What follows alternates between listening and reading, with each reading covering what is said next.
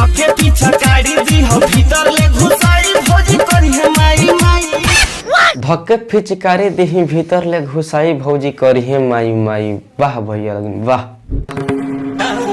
है इनाम धर लगिन एगो बढ़िया इनाम बता दिए कैमरामैन हो।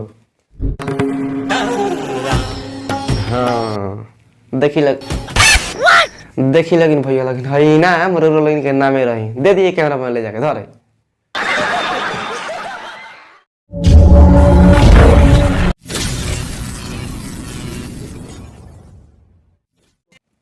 तक्का हलवा भैया लगिन आज हम बात करल बानी एक दू जना के बारे में। तीनों जाने के कर दे तो हमारा वीडियो में चले तेना बोलिस तले तोर पेट ना भरला ना तो कहत ता कान खोल के सुनिया लगिन भाई लगिन जौन मिली ओकरा के पंजिया लगिन हम नहीं कहत कि ओकनी के छोड़ के तहनी कहीं जइया लगिन।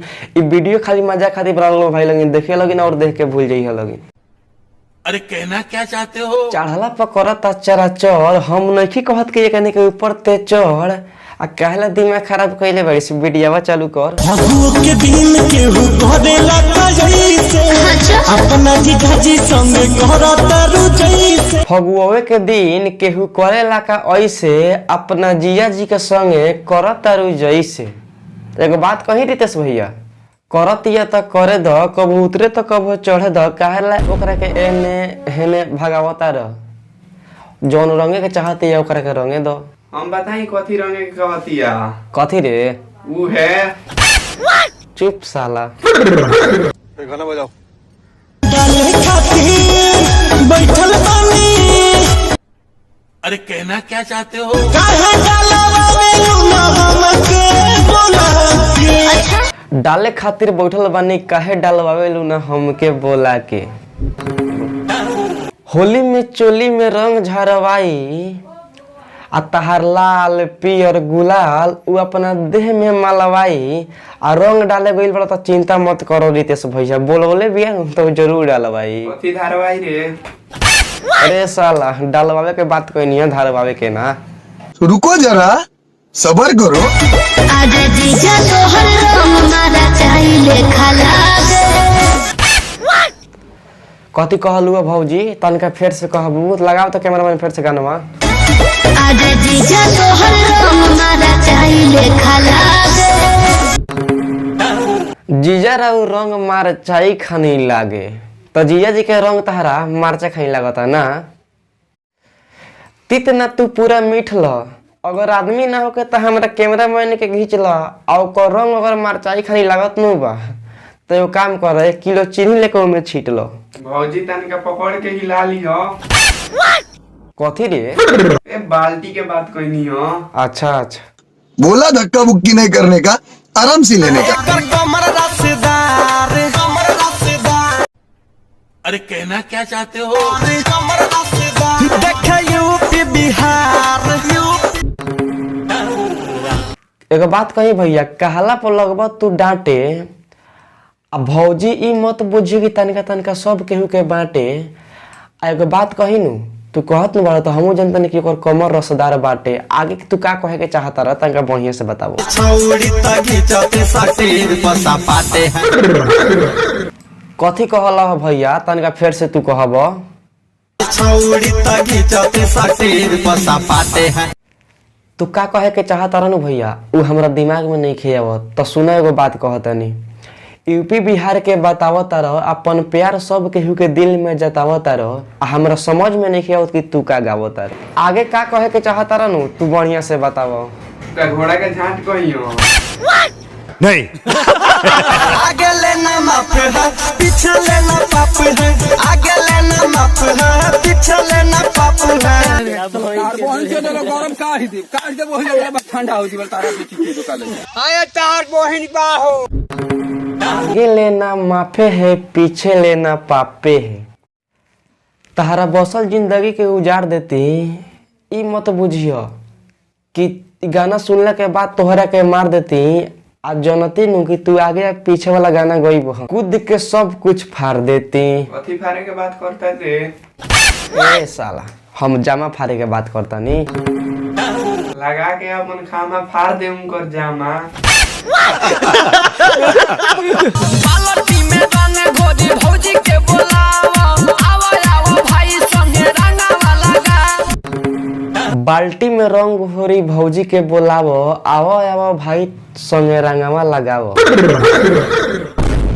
तो एगो बात कहतनी तीनों जना ता कान खोल के सुनियो लगिन। ई बात भैया लगिन हमनी के मत बतावो, अपना में भौजी के खूब सटावो, आ होली हम मने ना करेम, पारा पारी तीनों जना लगावो। तीनों तो मुआ दियो सरे। नाम हो सन बड़ा हरामी हो बेटा।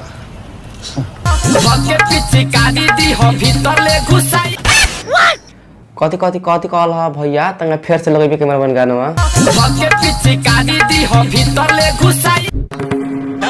हम ई ना कहेम कि भौजी में फिचकारी घुसावे खातिर हमर कैमरा मैन लोग इनके संगे जाई।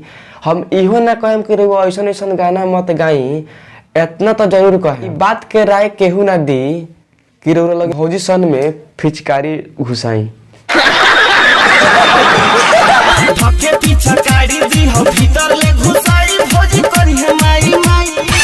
धक्के फिचकारी देही भीतर ले घुसाई, भौजी करिहे माई माई। वाह भैया लगिन वाह। है इनाम धर लगिन एगो बढ़िया इनाम बता दिए कैमरामैन हो।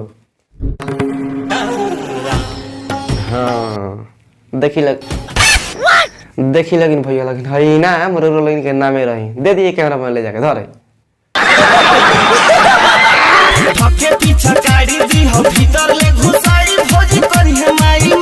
तहनी तीनों जना अपन अपन फिचकारी भौजी में छुआ दी लगिन। आई होली में भौजी के चोली के गर्दा उड़ा दी लगिन। काहेला भौजी के माई माई करेब लगिन, वो तो बढ़िया रहे। तनी तीनों जना चापे के मुआ दी लगिन। मेरे को जानता नहीं है। भौजी ला बनी जाई देवारा कसाई जब भीतर ले घुसाई।